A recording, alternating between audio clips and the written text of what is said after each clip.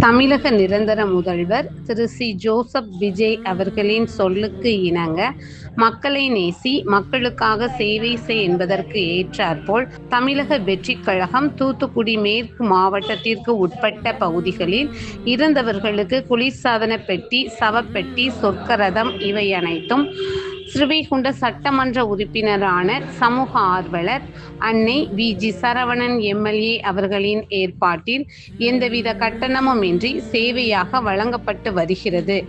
இந்நிலையில் கொர்க்கை மணலூர் பகுதியைச் சேர்ந்த சீனியப்பன் அவர்களின் மகன் ராஜேந்திரன் அவர்கள் 19/5/2026 அன்று உடல்நலக் குறைவு காரணமாக காலமானார்.